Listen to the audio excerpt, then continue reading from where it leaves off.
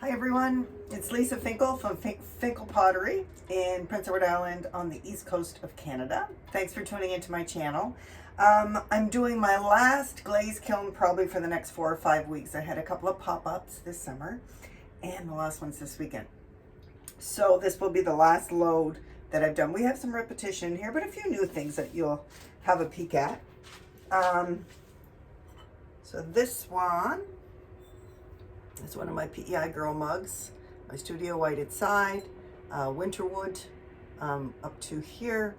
I think that might be Norse blue to there, and then flux over that. So that turned out nice. I've shown you this combo lots of times.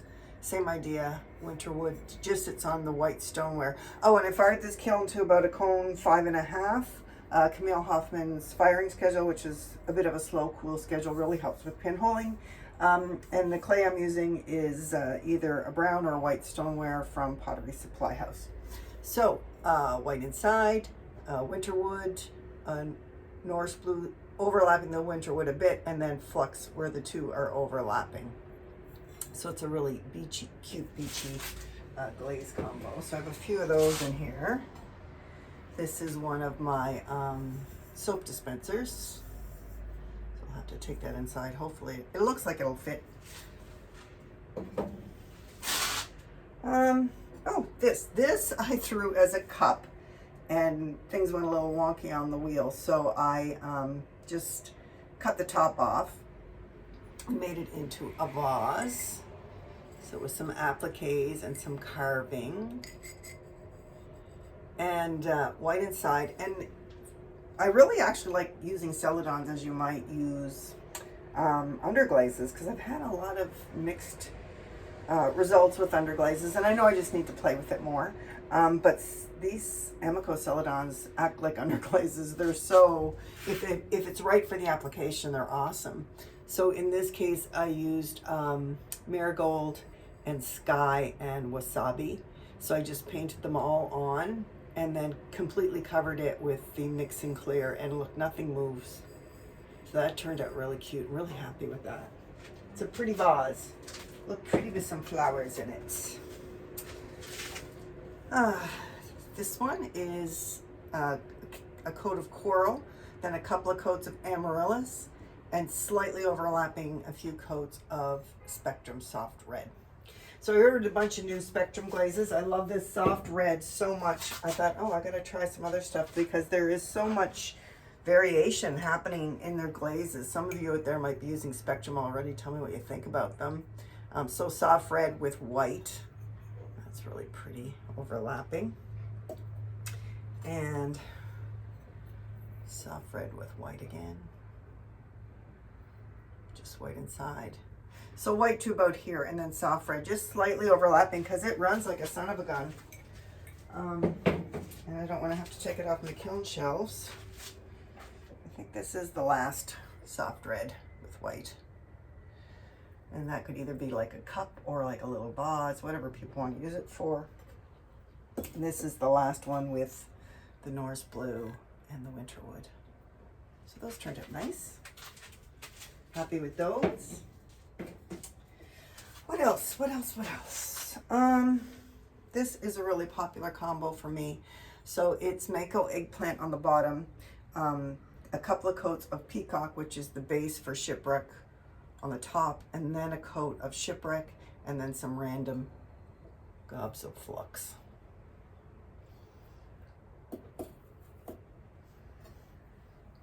there we go. That eggplant is a really, really pretty purple. Looks like an eggplant.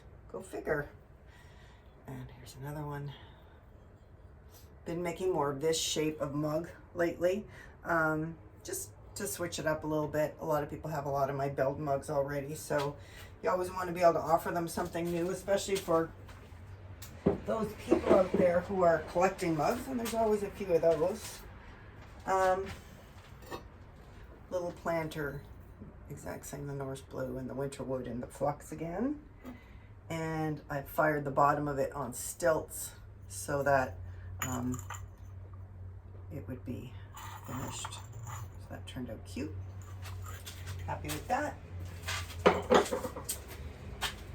Let's see. This is a really pretty combo. So this is Pike's Purple from Exploring Mid-Range Glazes by John Britt. And so I completely covered the outside with Pike's Purple. And then I did, my Jen's Juicy, I thinned it quite a bit. It's a cover glaze. So I did 2 coats of Jen's Juicy. So it was really runny. But that turned out pretty. Look how close that drip got. Holy cow. And this is a soap dispenser in the same combo. Just put a little finger indent there. Oh, I've got some drippage. That looks like that'll be easy to clean up though. It kind of bubbled thinly, so that's nice. Nice when it's easy to manage. Advancer Kiln shells. A lot of you know all about how wonderful they are. Last week I did a demonstration at an arts festival. It wasn't a selling show, it was just a demo show. And I had to make some pieces that I could transport back home. Well, I wanted to. Glaze is so expensive now, you don't really want to waste it. So I made a bunch of these. I've made a few of these already, but I made more. These are napkin rings, which this kind of thing, if it doesn't sell, I'm totally happy to keep. So they're all the same. I won't show you all of those, you'd be bored. And then this is, I don't know if you can see this. This is, see if I can get this without the glare. There we go. So this is a mermaid tail stamp, and I got a bunch of their wax stamps from Temu. And so I just stamped a little circle, and then I just stamped some, I stamped it in the clay, then I cut it out, a circle out around it, and then just put the end of a brush and dab that in. So then I used on this, I'm trying to remember what I used. I used, oh, I know what I used. Copper wash from Makeup first and wiped it back, and then Sky. So it's kind of got a greeny blue look. It's quite pretty. So mermaid tails for your dining table. I think those will be popular.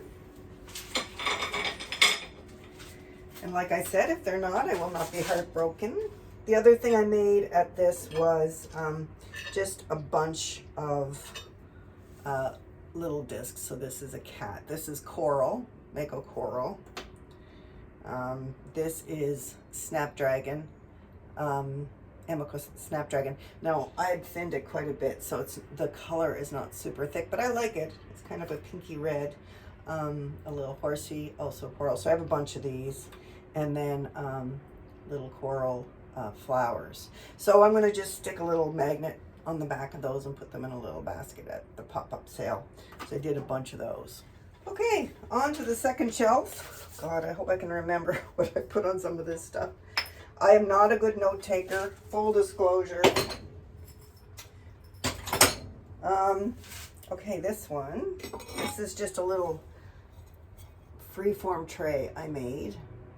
And first I put the copper wash on it and wiped it back and making sure I got it into the texture.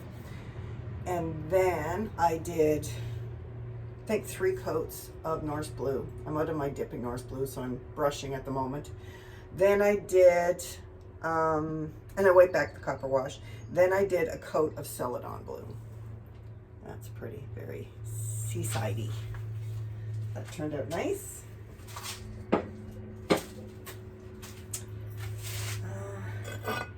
It's just a little Tree of Life plate. This is dipped in my Studio Green, and then just some flux on the rim. And the flux on my Studio Green goes turquoisey, which is really pretty. And on the dark clay, the turquoise is really noticeable. So that's nice. Just a little trinket dish, same treatment as that tray I showed you. And then this is just the old classic winter wood with Norse Blue on top. And winter wood with Norse Blue on top. So just a few of those. And this bowl, this is where I'm thinking I might not remember everything I did. Do my best. So that turned out pretty. It has a really good coat of copper wash on the rim before anything else. Then I did a band of inside and out of Norse blue, but the copper wash really took a lot of that away, although you can see bits of it shining through here. Then I did, at the bottom, I did a couple of coats of alabaster, a coat of green tea, which really looks like it kind of burned out, and then a coat of celadon bloom, and then I put a band, I had great fun, I put a band of winter wood around that, and then some flux on each side, like a bead of flux on each side of the winter wood to encourage running.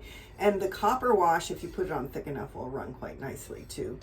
Outside, pretty well the same treatment with some carving on the bottom. So, nice big bowl. It's really pretty, I think. I would like that.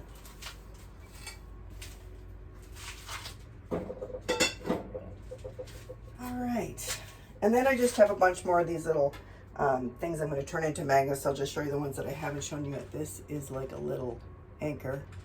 And that's also with the copper wash and the sky. And then I did with the marigold, this bee stamp is actually really pretty. And it turned out nice with the marigold. And then just little suns. So those are cute. Okay, last shelf. Let's see what's in here. As I mentioned when I started, there's a little bit of repetition in these, so that same treatment for these little wine cups with the dimples. I call them wine cups, but really tumblers. There's no rules in pottery. And this is the Pike's Purple again with, oh my, look at that. So my bottom shelf is hotter, obviously, than my top shelf, and that Jen's Juicy, that ran a lot. But you know what? It lifted right off the shelf. There's nothing left on the shelf down there. God, I love Advancer. Another big mess. This one is not as bad. I think I can clean that one up. This one, I don't know. Tricky. Note to self, this combo should go on the top shelf in future. My top shelf is a little cooler. There you go, another one. A little cooler than my bottom shelf. Let's see, this was the last piece. Oh, this one did not run.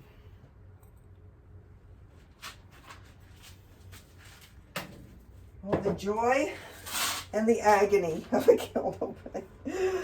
And then I did make quite a few of these because this has been a very popular summer glaze. You know, I'd be curious to see if in the winter it is quite as popular. Little dimple cup again. But for now, it is lovely. This is just a little spiral cup. Same thing. So that's, I think that's it for that combo.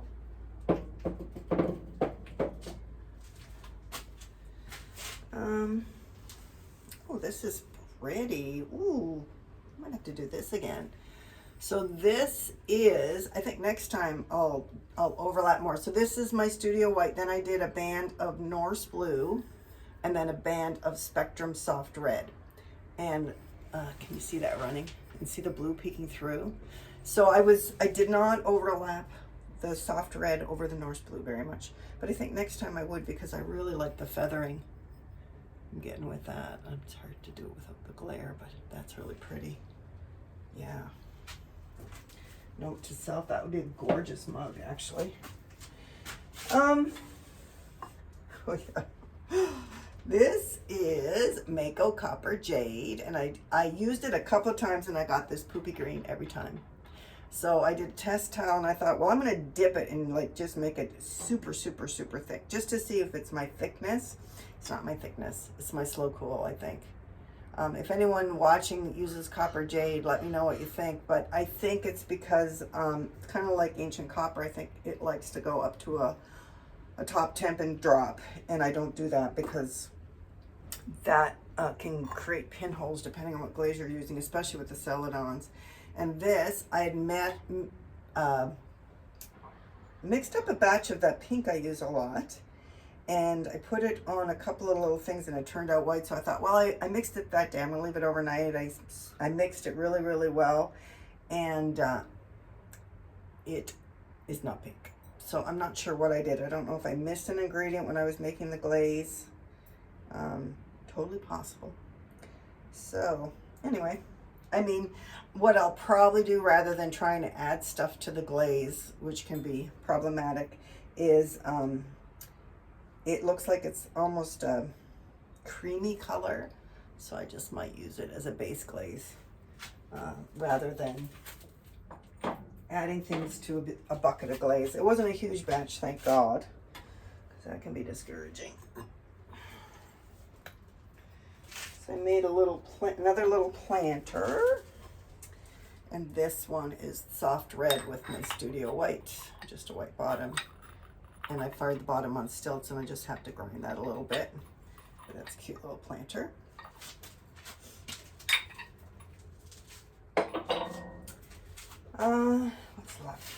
What's left? Just another little bowl with the Spectrum Soft Red and Studio White. I think you can really see like the feathering. There's really nice variations in color with that glaze. And this is the soft red on top with raspberry mist on the bottom. And that's very pretty. And here's another one, same thing. This is a refire. It was patchy the first time I did it. Because of the way I applied the glaze, it wasn't the glaze's fault. So I just added a little more glaze and refired. And that looks nice. I like that. That's much better. Much happier with that. It's much more even. And then the last thing to show you is just a few more napkin rings. And I won't pull them all out for you, but that is the Tree of Life. And if you had an extruder, I hand build these because I don't really have an extruder. So I cut 6-inch strips. Maybe I'll try to do a video on it one of these days. 6-inch strips, and then connect them up underneath the disc and go flat up against it, like kind of make a circle, and put a piece of wood up against it to make this so it can stand on a plate, and it can also stand in the kiln. And then once they set up a little bit, I cut the discs and I put them on top, and you can put anything on top. I'm going to do some fall ones next, I think, with some pumpkins or whatever. So if you had an extruder though, that would do big tubes. It would be so easy. You just let the clay set up a little bit and then cut the tubes in little sections, flatten one side and add the thing. It would be quick. So those of you that have extruders, there's a great thing to do because they're so pretty on the table if you put fabric napkins through them. So FYI on that. So those are just a few more of the exact same, so I won't pull them all out and bore you with that. Oh, I should tell you what I used though. This is just dipped in my Studio White and then a little wax on the bottom. And then this was the copper wash. So I used a lot of copper wash this load. And then my Studio Green over that. So that turned out pretty. Actually, no, I lied. That was wasabi. I did not dip it. I painted it. It's coming to me now. So yeah. So that's it for the load. I won't be unloading anything in the near future. Sale this weekend, heading to a cabin a week after that, and then coming back and trying to create some pieces to actually get close to being able to do a kiln load. As you all know, it can take a while to build up stock to do that. So anyway, appreciate you tuning in. If you like what you see, please like and subscribe, and I'll see you next time.